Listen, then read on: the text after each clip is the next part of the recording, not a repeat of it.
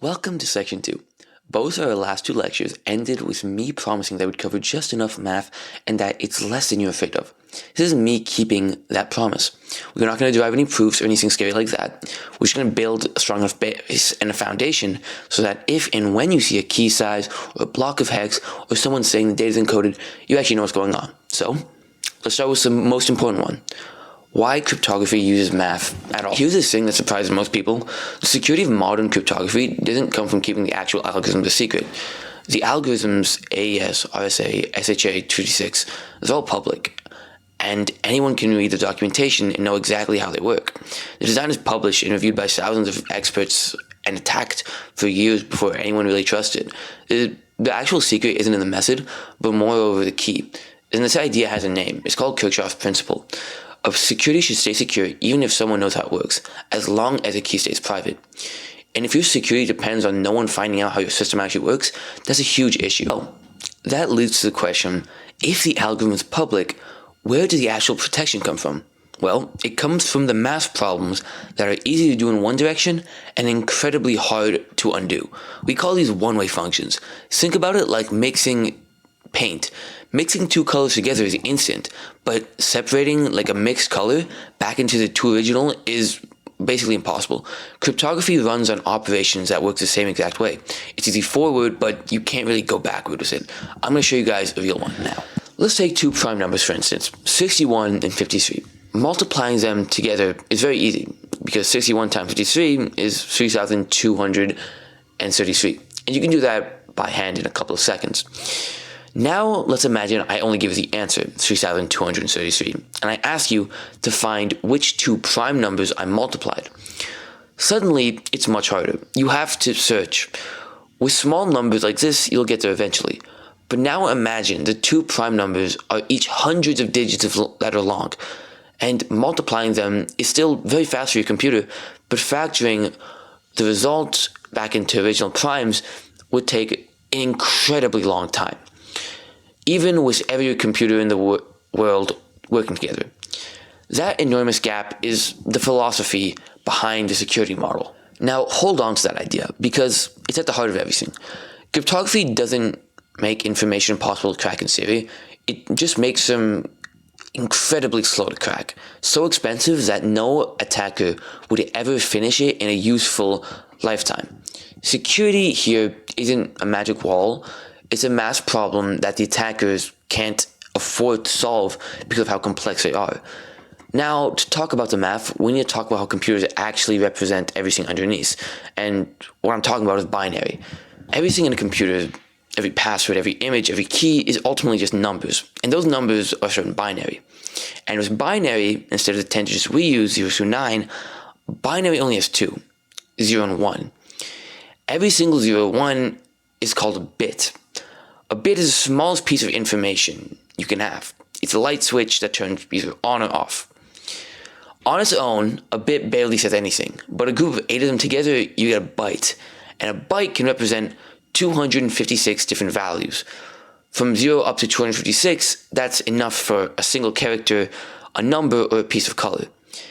Everything is built up from these bytes. This matters for one very particular reason. It's how we measure keys.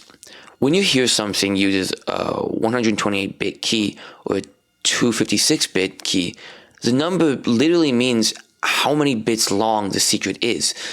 And here's why it's a big deal. Every single bit you add doesn't make the key a little harder to guess, it doubles the amount of possibilities.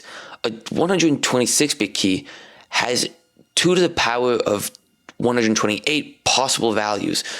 Right now, that's almost about 340 followed by 36 zeros. That's a lot of numbers, possible values. But a 256-bit key isn't just twice as strong as a 128-bit key, it's astronomically stronger.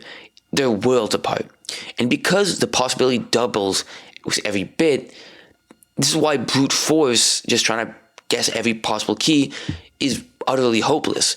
You have an insurmountable amount of possibilities, and there just isn't enough time in the universe for you to guess every single one of the possibilities. Okay, so everything is bits and bytes. But if you've ever looked at a hash or a certificate or a key in a config file, you didn't just see zeros and ones, you saw something like this. Long strings of digits and letters, A through F, and we call that hexadecimal, hex for short. And hex is a more compact, human-readable way to read bytes. Instead of seeing eight ones and zeros, you write 2 hex characters. The word hello, for example, is 5 bytes. And in hex, it's 68, 65, 6C, 6C, 6F. And that's the exact same data. It's just easier on the human eye to both read and copy. Whenever you see A through F strings in crypto, that's all what it really is. It's bytes written in hex. There's one more format you'll run into constantly, and that's called Base64. Hex works, but it's a little bulky, and Base64 is a way to take binary data and pack it into plain text using letters, numbers, and a couple of symbols. You see it everywhere, inside JWT tokens, in email attachments, in data URLs, in API responses. The word hello in Base64 looks something like this. AGVSBG8 with an equal sign on the end. It looks scrambled and it looks almost like a secret. And that's exactly where most of the most dangerous misconceptions in all of software security comes from. Let me be incredibly clear. Because this one trips up real developers and causes real vulnerabilities, encoding is not encryption. Base64 looks scrambled, but it's not really protecting anything. There is no key, there is no secret. Anyone anywhere can just take that Base64 string and decode it straight back to the original message in a fraction of a second. It's a reversible format by design, with no protection at all. Encryption needs a key, and without that key, that data is useless. Encoding needs nothing. It's just a different way of writing the same data. If you remember one sentence from this lecture, make it this one. If there's no key, it's not encryption. Let me make this difference unmissable. Let's take the word hello, for example. Base64 turns it into AGVSBG8 equals.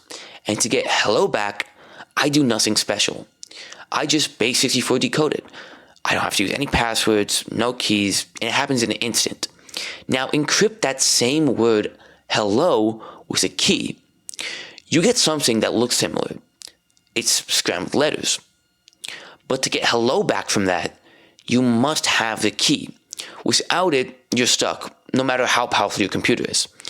Making our hello a vault. This is not a theoretical concern, because this is a very common real-world mistake you'll find as a QA engineer or developer reviewing code.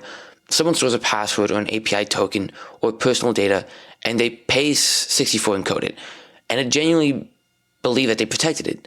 Well, they haven't. They just made it slightly less obvious to the casual glance. An attacker who dumps that database decodes it instantly.